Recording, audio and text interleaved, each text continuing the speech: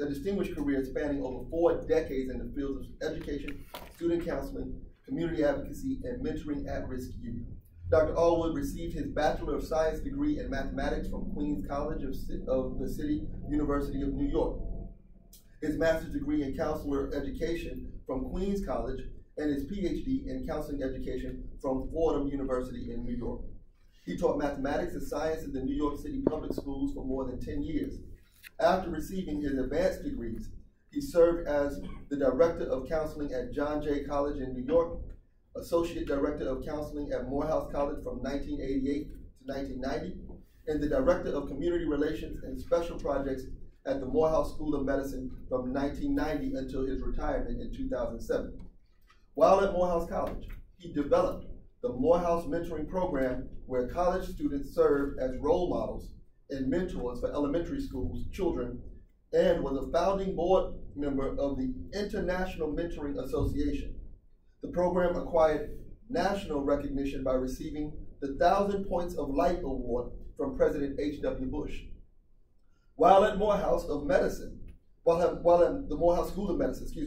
Dr. Allwood developed several initiatives to increase the numbers of underrepresented minorities pursuing careers in biomedical science and the health professions.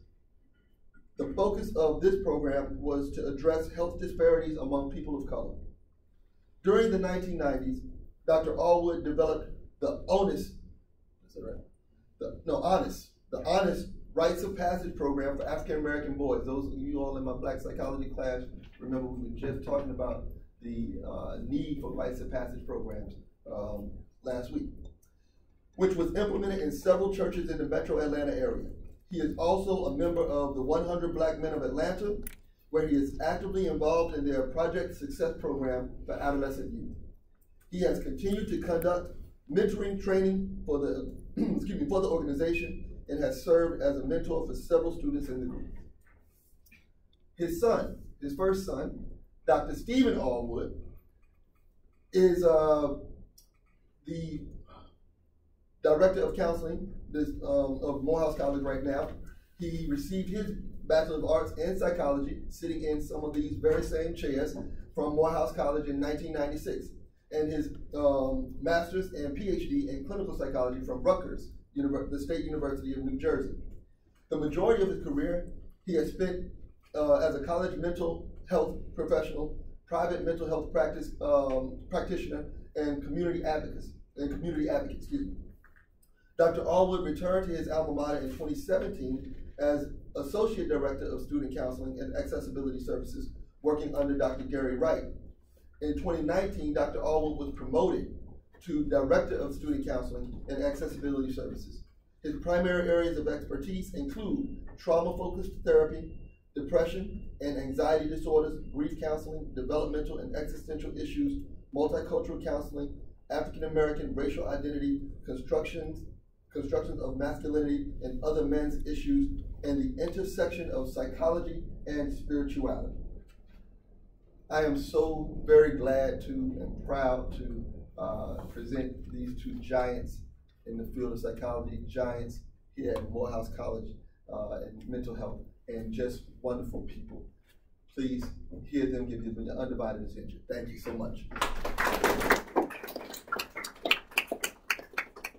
Thank you, Dr. Murray. I didn't recognize that person you're talking about. Yes, I've done a few things. It's very nice to be here. In fact, I'm honored to be here for the first at Gaffney lecture.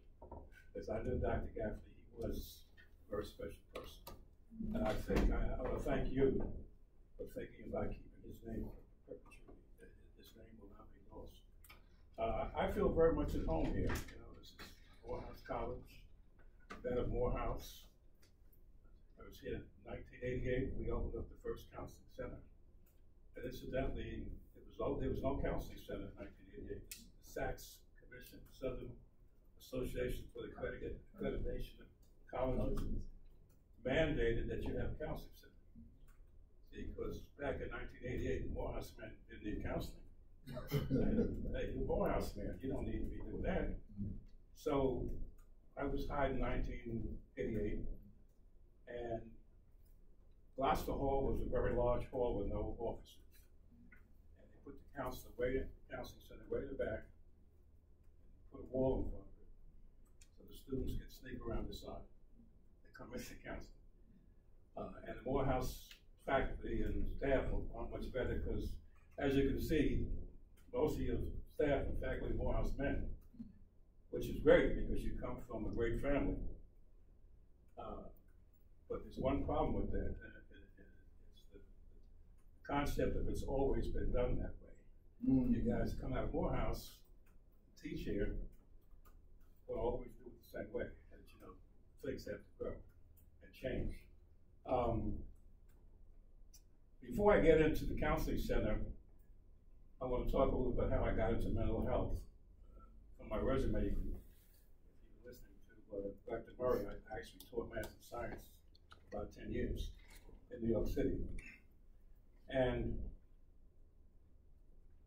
in the 80s, there were a lot of drugs entering into New York City. And they were looking for people to help solve this problem. So they took me out of the classroom because I had a good relationship with the students, gave me a few hours training, and had me doing groups with students who were acid and heroin and all kinds of heavy drugs. I had enough sense to know I didn't know what I was doing. Queens College came along with a special program where I could get a master's for free, get a stipend, to a big cut in salary. But it was a life-changing experience. Because a large part of that was to be involved in a group experience, where for 10 months I was with a group of students where we had to learn about each other. And if you're going to go into the mental health field, you got to start with yourself. You got to know who you are. And talk a lot about countertransference. It's the stuff you bring to the table that can interfere with your counseling. For example, growing up in New York, I was chased by gangs a lot, beaten up a couple times. So what happened when I sat down with that first gang member in counseling? I had to separate my experiences from their experiences. So, but part of that training was, the mental health training was to get me in touch with myself. It was at a time in my life where I was struggling with some things. So it forced me to learn about dealing with my own issues. And it taught me how to be a better father, a better person. In 1987, my family decided to move to Atlanta, Georgia. And I don't know much about HBCUs. In fact, at Queens College was pretty much a racist institution. 1% of the students were black.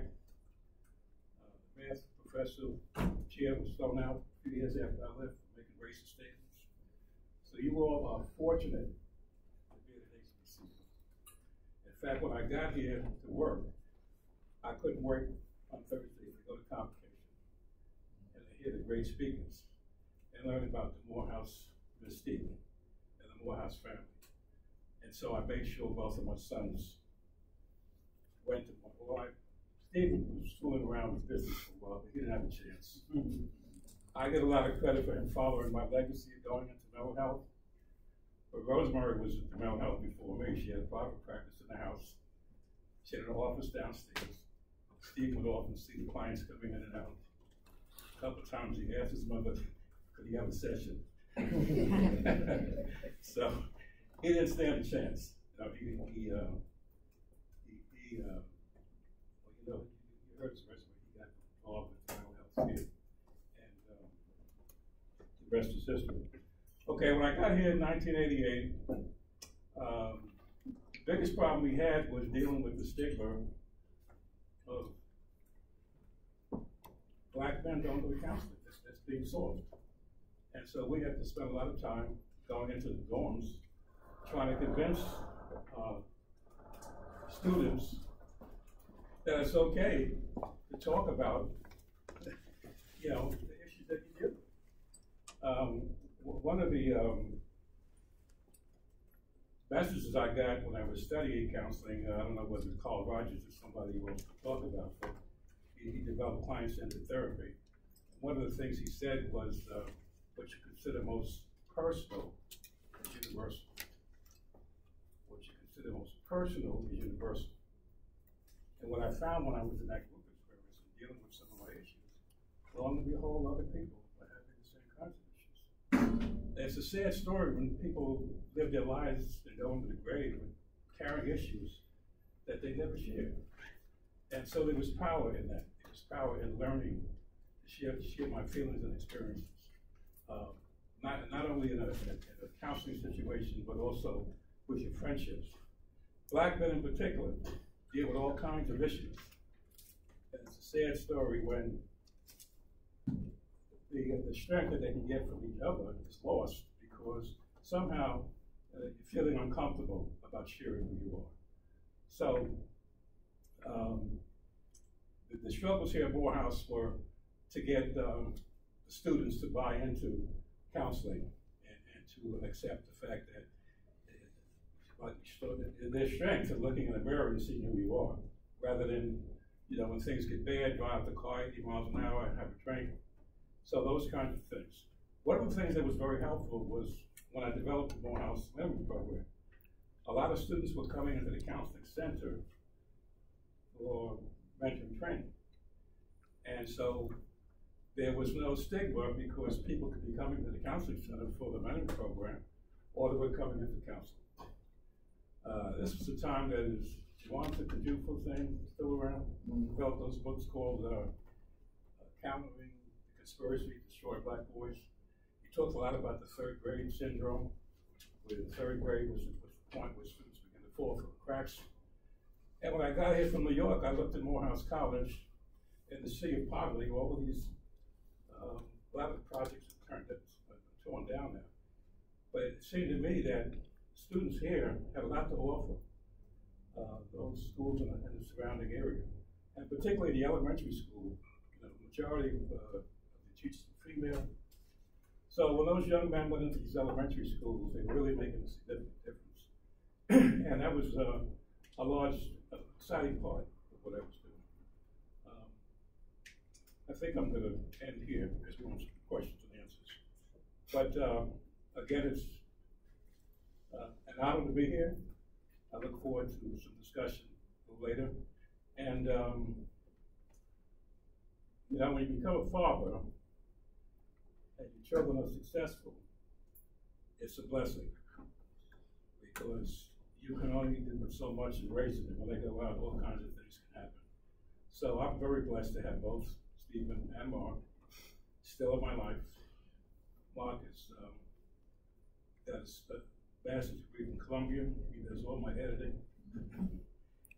And the expression, you can always tell a Morehouse man, but you can't tell him much. It's true. Only kidding.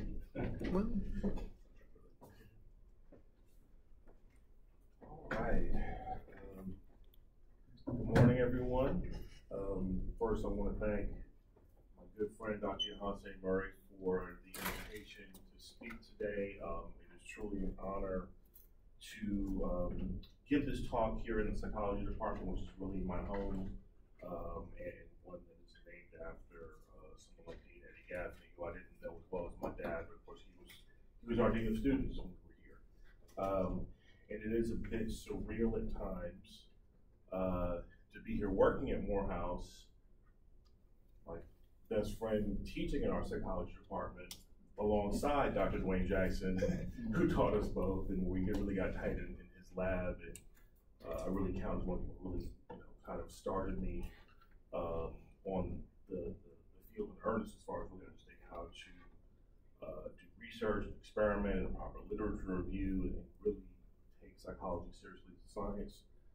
Dr. Jan Adams is also still here, who was very influential in teaching me, so I'm really honored to sort of come full circle in my career. So talking about kind of how I came to this career in mental health, my dad already alluded to it. It's sort of the family business. My brother got out, he got into journalism. He's the black sheep of the family, the only non-shrink. But the title that I came up with for this talk, In My Father's Deep Waters, comes from a very deep, interesting kind of, I guess what Young would call a synchronicity in my life. I'm involved in Yoruba religious traditional Yoruba religion family called Santeria or Vodun. And one of the sort of rites of initiation in Yoruba culture is to receive what's called your hand of Ifa, where you get a reading from a priest, and you get a what's called an Odu, which is like a chapter of Yoruba religious scripture that's supposed to speak to your life. And when I got my kind of life reading, the Odu, Yoruba culture cares to know, it's the Odu Oyeko Owoni.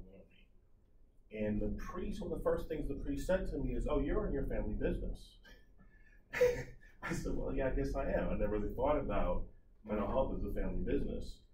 And one of the verses in this chapter of Ifa religious literature speaks about the crocodile who inherited his father's deep waters, and the people who came against him to try to dislodge him from these deep waters. You imagine you're a crocodile, where your kind of nesting ground is important, right?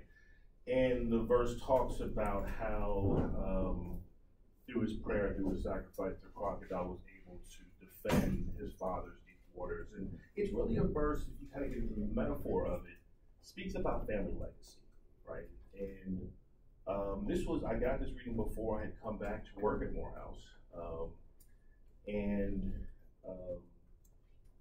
I knew I wanted to come work here, but I wasn't sure when. I also have kids, so I thought, well, they can get free tuition in AMC. My daughter's actually a freshman at Spelman right now. When my brother and I were students here, our mom was director of counseling at Spelman. So it all kind of comes full circle. And he said, "Well, you're about to get an offer to go somewhere. I'm not sure where." And about 3 days later, I got the call from Dr. Gary Wright. "Would you like to come back to Morehouse?" I was here as a staff therapist back in 2012. "Would you like to come back to Morehouse as associate director?" I said, "Well, that's odd." And I said, sure. And I was working at Georgia Tech at the time. It's a larger conversation. My thought process then was, do I stay at Georgia Tech, which is, of course, a big research institution, lots of resources, but I'm not really working with the students I'm most passionate about. Or do I come back to Morehouse as associate director and probably have less resources, right? But work with the student body I really am passionate about. And so I decided to come back. And my very first day in my office, there was an old bookshelf with a bunch of stuff on it. I'm kind of cleaning it out, and out drops this program for new student orientation, 1989. And I open it up, and there's my dad's name. And so I really look at my going into mental health and working here at Morehouse College as part of my family legacy. My dad mentioned that I briefly kind of flirted with a major in business. I thought I wanted to make a lot of money. And it also came out of, when I was in high school, I read the autobiography of Malcolm X, which really sort of changed my view on things. I was very interested in the civil rights movement and kind of continuing that. And I thought, well, I know what Black people need. We need money. So I'm going to go into business. And a few things happened. For brevity of time, I know Morehouse has been so hard to be brief. I was exposed to, over the course of working with an activist organization and my study of the civil rights movement, I was exposed to a lot of more left-wing, anti-capitalist kind of literature. And I said, I don't really think I'm much of a capitalist, and that might be a problem majoring in business, right? So I wasn't really sure what I wanted to do. But we have these general education requirements here, and I saw this course in the catalog called Psychology of the African American Experience. I said, well, I'll just take that. It looks interesting enough. With this guy, Dr. Harold Braithwaite, Dr. Murray and I both remember well. And I just thought, well, it'll be an interesting subject, and it'll satisfy part of my social science requirement. And it was the first time I was introduced to looking at the history of people of African descent and the struggles that we have faced and continue to face through the lens of psychology, right? Through the lens of what is the psychological aspect of white supremacy and oppression, all those sorts of things.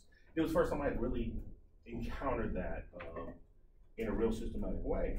And so I thought, yeah, I think I want to become a psychologist. So I called up my mom. I said, Mom, I think I want to change my major to psychology. And she said, okay, you can do that, but understand if you really want to be successful in that career, you're going to need to get a PhD. I was 19 years old. Sure, Mom, I'll get a PhD, no problem. Those of us who happen to know what an undertaking it is. And that was sort of the beginning of me going into the field of mental health.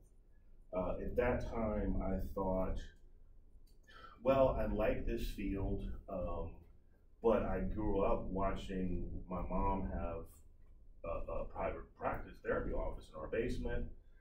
I know sometimes she got calls late at night, people in crisis. So I don't want to do that, but I'll be a researcher. I'll do experiments, I'll write books, I'll be an academic.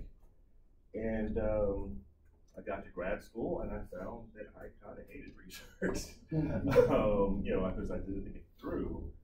But I didn't really have the passion for doing independent research that I thought I might. I liked learning how to read other people's research and apply it. I liked having that foundation in science. But, to my, I guess, initial chagrin and surprise, the things that I found I loved the most were doing therapy, what Mom did, and teaching.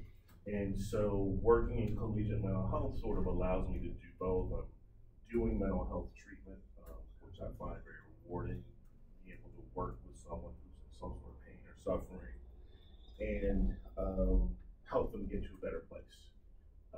The thing that I love about therapy is it is a mixture of art and science, right? So you have the science of psychology that you can read in books, but then you're sitting down with a live person in front of you. And now you've got to apply that science of psychology to a real person in real time, and that's where the art comes into it. We continue, at the Counseling Center here at Morehouse, we have graduate students who rotate through with us as part of their graduate training.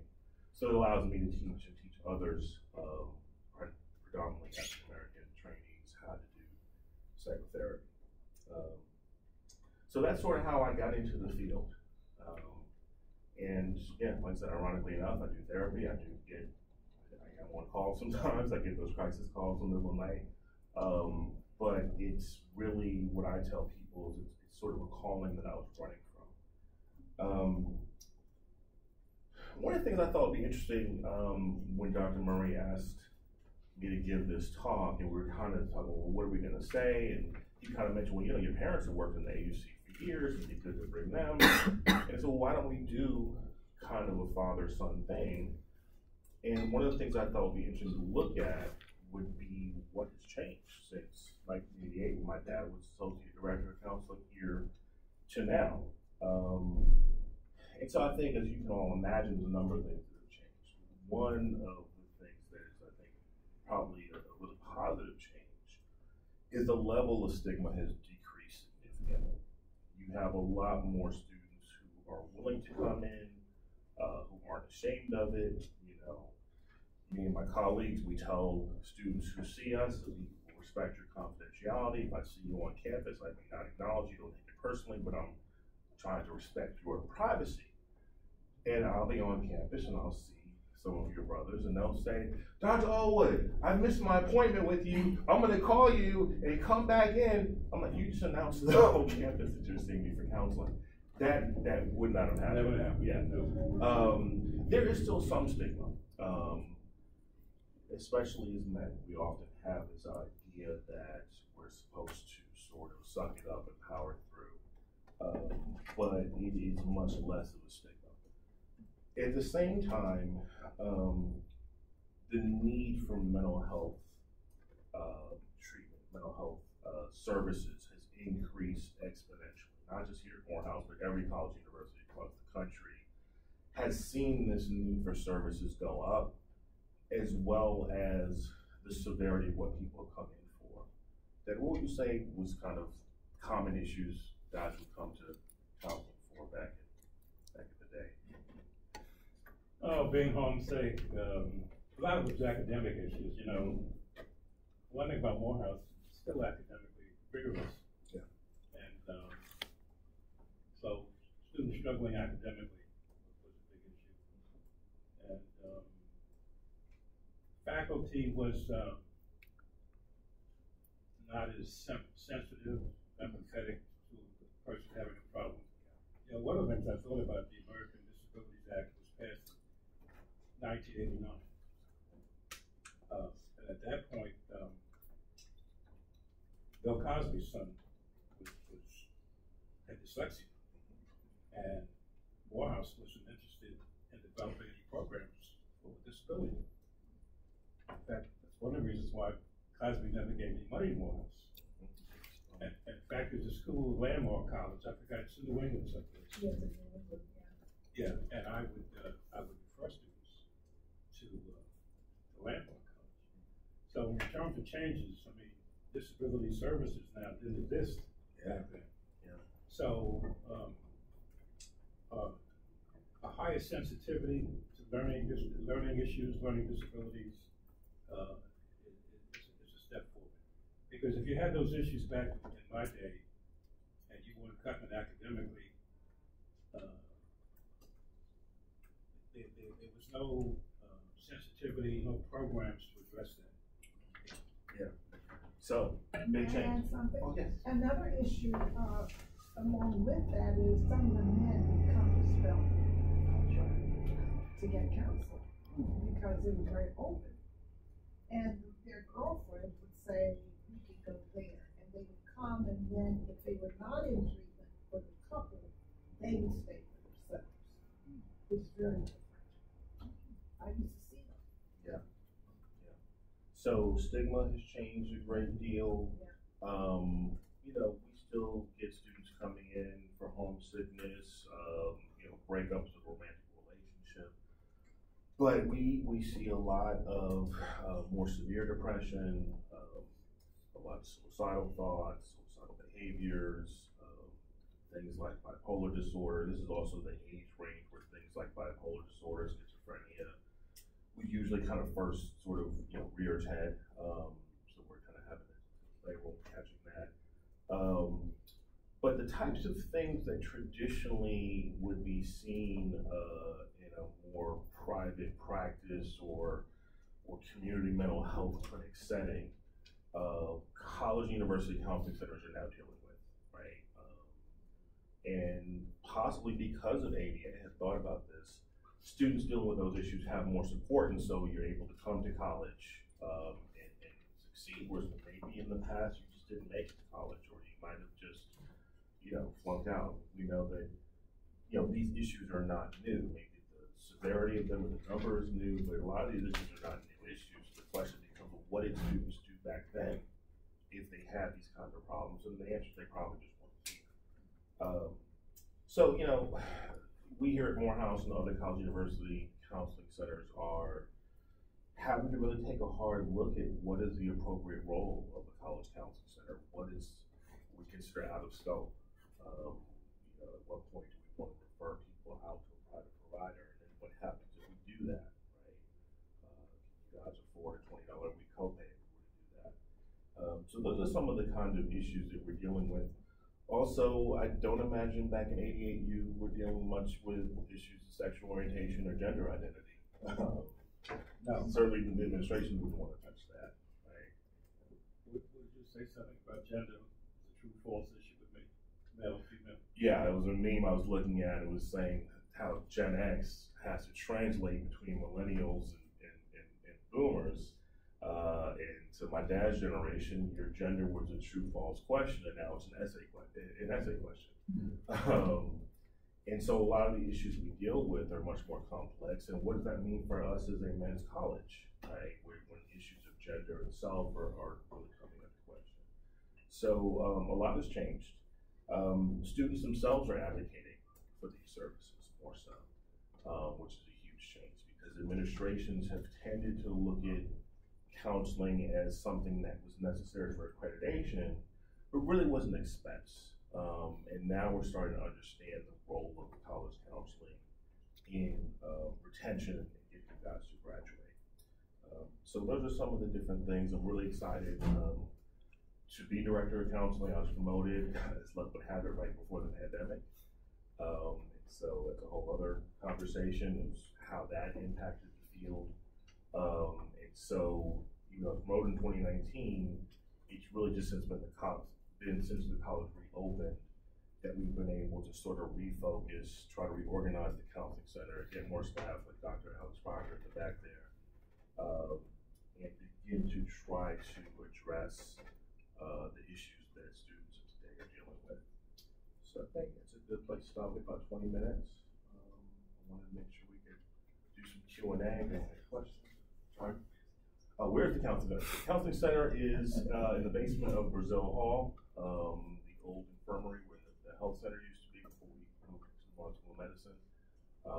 It's that side door down there going towards Archer. It says James Ellison Student Health Center on the side of the building. That's where we're located. We're open 9 to 5, Monday through Friday.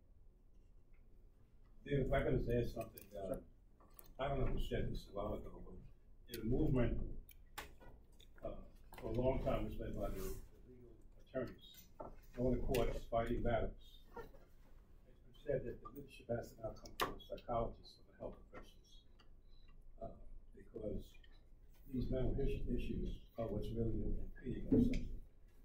There's a good friend of mine that does a workshop. He calls it warriors and healers.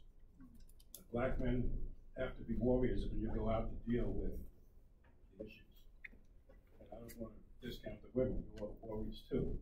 But when black men come back home, now you've got to change that role to become a healer. You've got to think about your family, etc. And you can't bring the warrior mentality back into the household. And so those are the skills and the needs that we have for the future.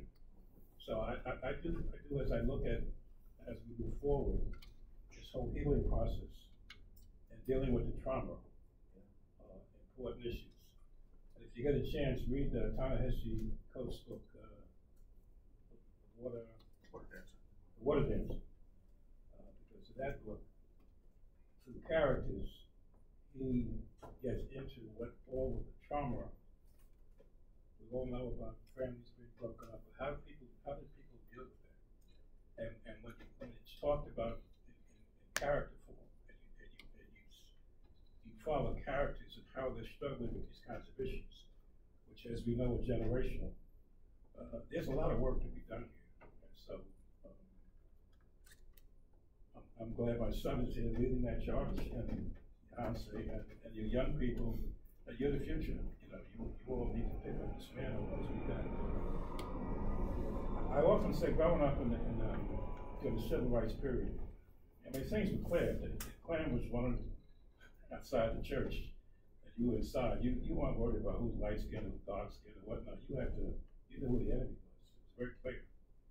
Now things are much more subtle. But clearly, where we are mentally and spiritually is where the struggle has to go. Yeah, and the last thing I'll say, you want to facilitate Q&A? Okay. Yeah, but one of the things that really, I really value about my education here at Morehouse, as I said, I really was interested in getting into this field. Not that I don't work with clients from all different backgrounds, I do, but primarily I was interested in how this could benefit Black people, African American people. And it was here at Morehouse that I learned about like Akbar, Wade Nobles, and Fred French, theorists and psychologists who looked at the condition of Black people through that lens of psychology and looked at psychology as a vehicle for liberation, right? How do we free people's minds? Something that you would say when I got to Rutgers, they were not talking about, right? They didn't know who these people were. If I brought up French Fanon casually, most people there didn't know who French Fanon was. You guys don't teach Fanon.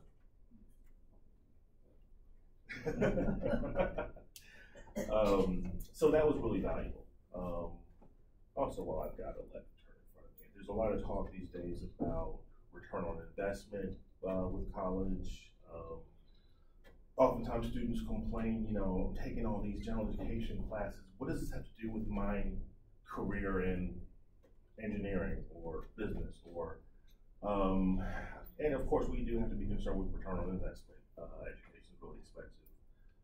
But the value of the liberal arts education, the traditional goal of the liberal arts education was not just to get you a job, it was to make you a well-rounded individual. So I often tell people, you know, the Shakespeare class that I took here at Morehouse, is it directly related to my job? Probably not. But I learned to read and appreciate Shakespeare, understand the language, and to this day I go see Shakespeare plays and I enjoy them, right? That's something I might not have without the liberal arts experience. Something that is directly related to my job, I took Intro to Religion with Dr. Aaron Parker, who's also still here. Took a philosophy class. And so when I work with clients from different religious backgrounds, I have some understanding of their faith because I had classes in religion, philosophy, and these large discussions. So I just kind of wanted to kind of throw that out there of to value liberal arts education. You don't always know how the things you learn here at Morehouse are going to benefit you later in life, but they do. All right, questions? All right, so in the intersection of like schizophrenia and spirituality, what would you say is like the next step for somebody that's schizophrenic? Because I know like they get on medication and then they're kind of like dimmed down, but I know in different societies they don't necessarily look at them as crazy. They kind of like uplift them and look at them like they have like powers almost. So what would be like your thought? Everybody get the question? It's a good question. It's one I've actually thought about quite a bit. Let me answer it this way. Traditionally, the field of psychology would look at any sort of paranormal experience as psychotic, right? It's evidence of schizophrenia, which is partly why people of color have been misdiagnosed. I tend to, in my assessment of people, look from more of a functional standpoint. If someone tells me that they have regular conversations with their deceased grandmother, for example, is it happening only in grandma's house or certain places? Is it happening only during certain times of day? Is it interfering with your daily life and ability to function, right? Are you failing a class because grandma wouldn't shut up while you're taking the test, right? And so that tends to be how I look at things like that. The field in general is doing a lot better at looking at cultural issues. I would like to study a bit more about how other cultures conceive of things like what we consider schizophrenia and how they address it. Is there something spiritual going on? That's a really difficult question to ask. And me being someone who's both a psychologist, a scientist, and a spiritual person who practices a religious system where communication with ancestors and spirit possession, all those things are somewhat normal. It's kind of an open question, but one that's a good one to ask. How do you follow the family? Could you elaborate on how you made your process individualistic and following the blueprint? Say again, how do I make the... How did you make your situation individualistic and like following the blueprint having Oh. Yeah, so in general, I knew I wanted to go into mental health, psychology. My mom is a licensed political social worker, so her degree is a master's in social work. My dad's degree is in counseling education. When I was looking at what degree I would pursue, it came down to counseling psychology and clinical psychology, which are pretty similar. They overlap a lot. I'm also someone who I have a lot of different interests, so I wanted a degree that was versatile. I could teach, I could do therapy, I could do research, I could do consulting. And so I applied to both counseling and clinical programs. And what I used to determine where to apply, there was a geographic region I wanted to focus on.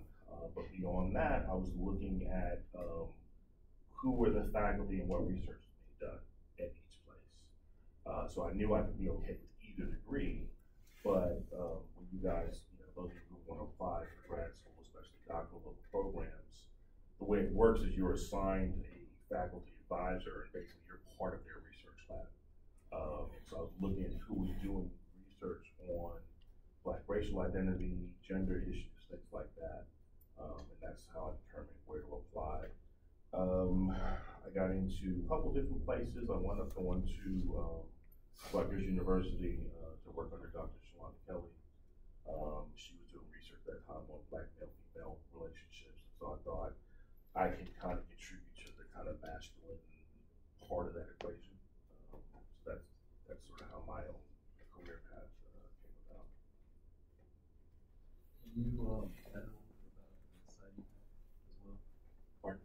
Can you add a little bit about the side you had as well? Side path. Yeah, so a new degree, newer degree, is PhD tends to be more, each program is different, but more heavy on the research aspect. The PsyD is more focused on the practice aspect. In hindsight, there is a PsyD program at Rutgers that's very good. I probably would have been happier if I'd gone to that program, because the PhD program was then pretty racist. I don't know if it still is now. But that's another career path open to you. At the time, I thought that I wanted to be more of a researcher and academic, and so the PhD was the more sort of prestigious degree there. I think that's changing somewhat now.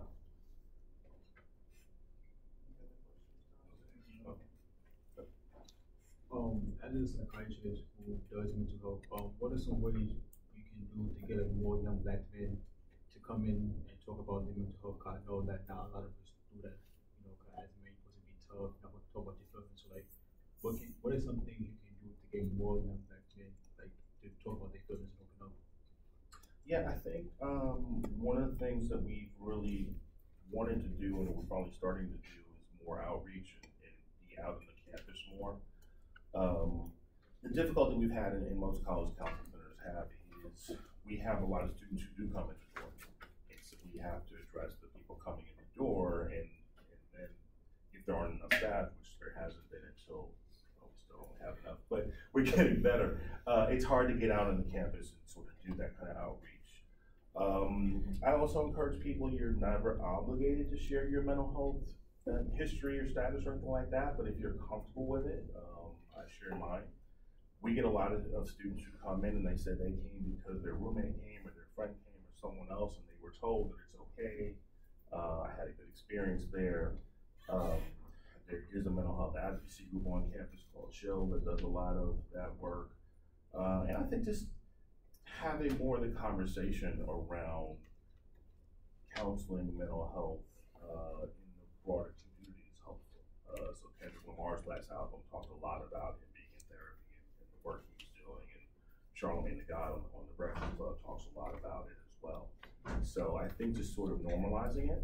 The other thing, that I tell, especially working with men in therapy, they say, well, I didn't want to come here because I want to do it myself. And I said, well, I'm not going to class with you. I'm not going to show up at your dorm and wake you up in the morning, right? We're going to come with strategies in here, and then you're going to go out there in the world to do it, right? So none of us gets through life without some kind of advice or help. And so the view that going to therapy, going to counseling is somehow weak, I think we have some pretty good rebuttals to that. We're doing much better job talking about it. Can I add something? What I used to do, and still do, because I still have a small private practice, is talk about the strength of going. Not as a weakness, but as a strength. It's one of your strengths. And being able to say, I want to look at that part of my life and put it in the kind of shape that I want it to be. So I see it as a strength, and I try to teach that it's a strength and not a deficit. Yeah, I'm just curious, comparing your experience at Georgia Tech to here, and you talk about stigmas. Did you find the stigma of mental health is more of a racial or generational thing? Did you see some of the same things at Georgia Tech? It's both. So the especially Generation Z has very much less stigma. But at Georgia Tech, there's a lot of international students. So a lot of students from China, India, things like that. So there are certain sort of cultures where it's still very much looked down upon. And so then you have a conversation about confidentiality. Your family never has to know we're here. But yeah, definitely saw a difference there. And just the sort of ethos of each place is different. I became much more passionate about liberal arts education working in the counseling center at Georgia Tech because I could see a lot of the students I saw just weren't very well rounded. They were brilliant in STEM, majoring in things I never heard of, right? But I had a lot of students come to me in their senior year, so I'm about to get this degree in blah blah blah engineering or computer science, and I don't know if this is what I really want out of life. What am I doing this for? And those are the sorts of that sort of soul searching that as you guys' age is appropriate to be doing.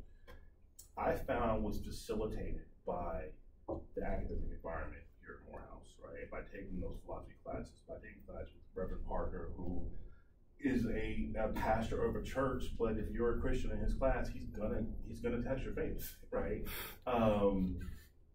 Those sorts of experiences really, I think, help shape men at Morehouse and becoming Morehouse men and having much more of a well-rounded character and an understanding about why are we pursuing these fields, what do I want out of life, what kind of person do I want to be. Whereas a place like Georgia Tech, as great as it is in what they do, I just found that lacking in a lot of those students. The history class they took was history of technology. The writing class was writing about technology. It's like, can they just get a Shakespeare class? Can they just get literature? Can you talk a little bit more about the specifics of going to the counseling center here? Can you walk in and talk to someone? Are there a certain number of sessions that are free? And can you still go to Spelman and see a counselor there if that's something that one prefers in terms of like privacy or whatever? Yeah, so second part, I don't believe you can go to counseling. Spelman anymore to get counseling. There's liability issues. You have to have insurance in case anything goes wrong. The process is you come into our office. It's like going to any other doctor, right? You fill out and you take paperwork. You get scheduled for your first appointment. If someone is in crisis, they can be seen right away. So there's certain things we look for in the intake paperwork. If they check off they're having suicidal thoughts, thoughts of harming anyone else, or anything that looks like could be kind of psychotic symptoms, that gets you seen right away, at least for kind of a quick check-in. And then we schedule you for an intake. It's your sort of first session. We got to get a bigger picture of what's happening, and then usually go into regularly scheduled weekly or bi-weekly appointments. We have tried to do group therapy in the past. You guys really hate that. And I think partly I think this is something where it does get a little bit into stigma, right? It's kind of difficult to come in and talk to someone in the first place, to then say, go to a group and talk to a therapist and 6 other guys about your issues. And when I was at Georgia Tech, when I was running groups, the members of my groups hardly ever saw each other on campus, like 30,000 students, right? Here, you're much more likely to run into a group member in class or just walk across campus, so I think that's why that's not worked so well. So we're trying to do more outreach workshops, things like that. But trying to give everyone individual therapy, to be honest, is very challenging. I do have some good news from Dean Booker, President Thomas, and we may get another staff person soon, so that'll help. But that's the basic process. Not sure. Let's go. You said the counseling services were open Monday, Friday, 9 to 5. I know you talked a little bit about crisis situations. What would you suggest we do? Obviously, to refer them to the counseling services, but like after hours, and their students we know are like suicidal and like have these crisis situations. What would you suggest we as students do? After hours, if you or someone you know is in some kind of crisis, suicidal especially, notify anybody, any of the housing staff, RAs, residence directors, or campus PD. We do have an on-call line. So one of us is always on call for situations like that. Just wondering what like media publications, books, or like authors, something that's like beneficial for us Black psychology students to read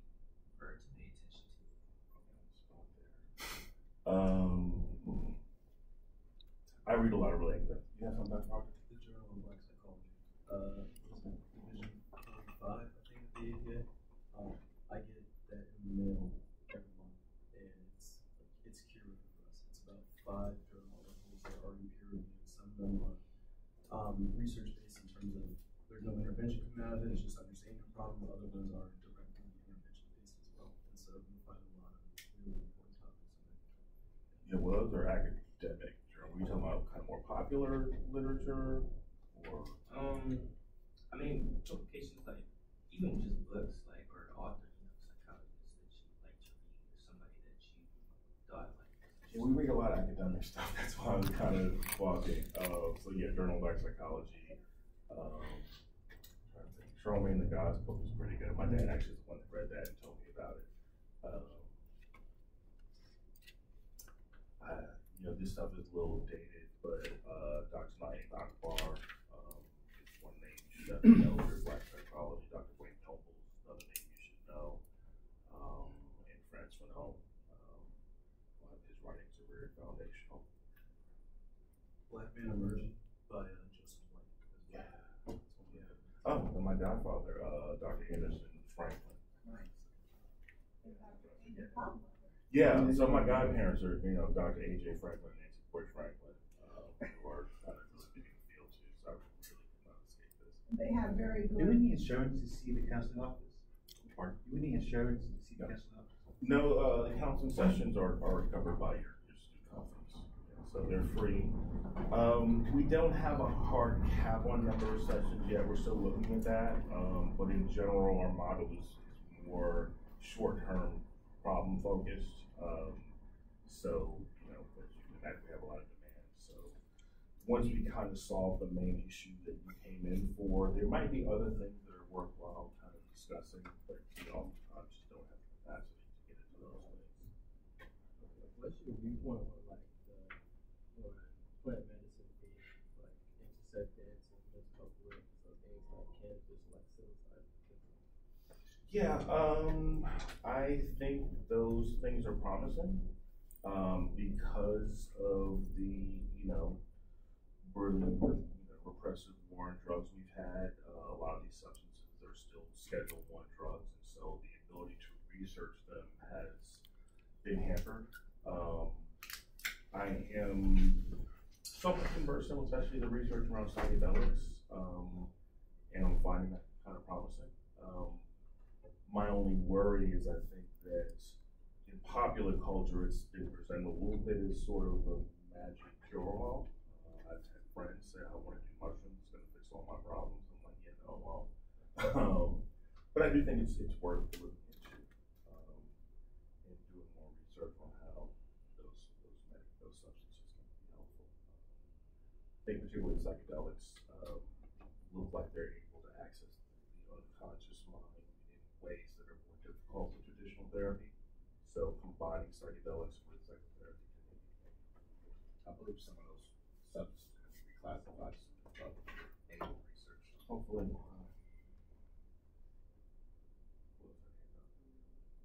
Any other questions? You said earlier, if I'm not mistaken, that more so that psychotherapy is kind of like to solve like short-term like crises. So say somebody has like a really like long-term crisis they're dealing with every day, but that impacts their like short-term, like maybe like waking up in the morning, maybe like affecting like I can't get out of bed, take a shower, brush my teeth. Yeah. Like how does that come into play when that person's kind of like almost can't even advocate for themselves? Like how does that person come in?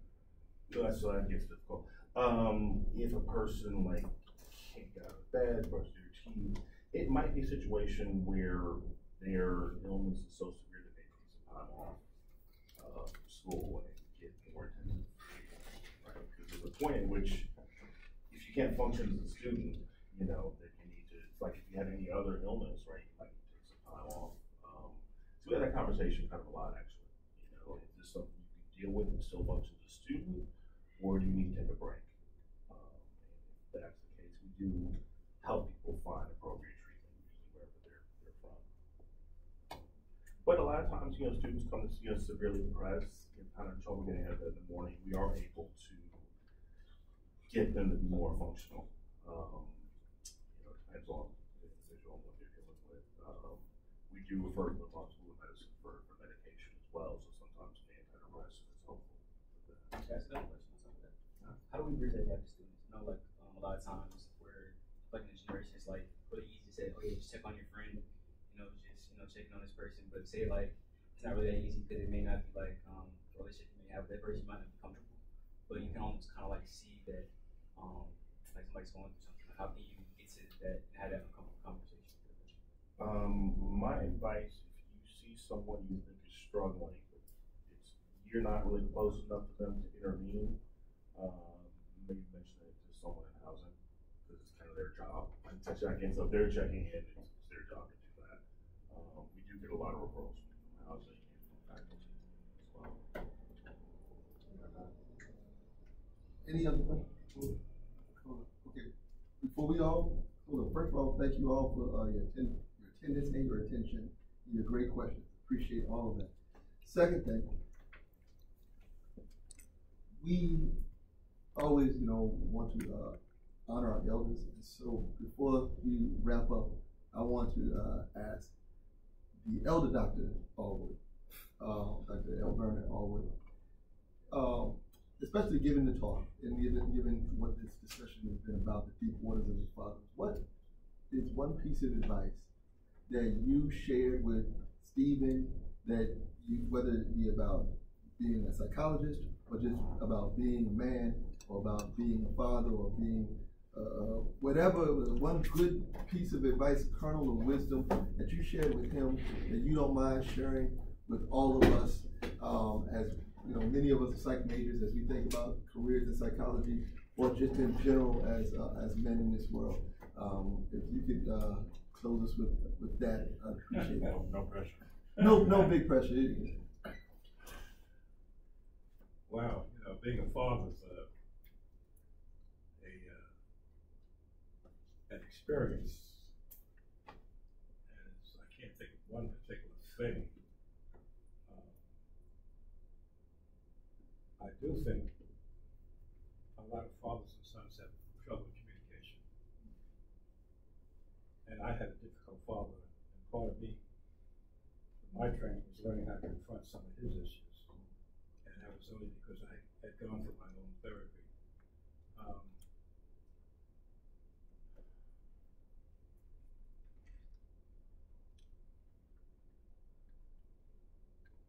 Something I did with both of my sons a while ago was that I asked for forgiveness. I looked back and I said, nobody's perfect. I don't want them to look in the casket and say, Dad, I wish I had this conversation with him. So I said, if I did something and I'm not aware of it or whatever, I'd like forgiveness. I'm asking for forgiveness, and I would hope you could talk to me about that. I think doing that it's opened up our communication patterns to the point where sometimes, parenting's generational. My father was a good person, but he was a strong West Indian, and sometimes his voice came through to them. So they're at the point of saying, "Is that your dad talking?" You know what I'm saying? They have permission to tell me. In fact, you think about it, if you're doing something with someone close to you that's upsetting them, and they don't tell you, it's not even fair to you if you don't know what you're doing. So I don't know whether this is, I put this as advice, but I think it's something I did to make our relationship what it is, which I cherish. We can talk about anything. Maybe you could answer that question. I was going to say, I think your example on certain things was more instructive to me and my brother than anything you said directly. So, things I learned from my dad, number one was integrity, to have integrity. Sometimes got my dad in trouble with the administration here. There was a student protest and my dad sided with the students, right? Because he thought they were right. And so having that sense of integrity was something that I saw, and having the humility to kind of reflect on yourself and ask for forgiveness when you're you're wrong is something. I still remember that dinner where we sat down and our dad said about what kind of father he was. We were in our 20s. And really opened that up to talk about what kind of father he was, how he was better in some ways than his father was, and then it's our job to kind of carry it forward. So I think more than anything said was just an example. Oh, absolutely. I'm going to ask you. Yes, indeed. I would add to that too, that we used to have expressions that I use a lot in our household, that everybody has feelings and they're normal. It's normal to have feelings. You have all kinds of feelings. And sometimes when your feelings are low, I used to say to Steve and to Mark, I hope your feelings feel better today. To make them understand that it's normal and very self-conscious and strength to be able to acknowledge your own feelings and to address them. That's being a human being. That's how we work.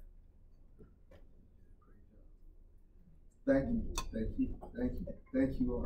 Tough question, Dr. Murray. I'm learning from you all every day. Yeah. Thank you so much.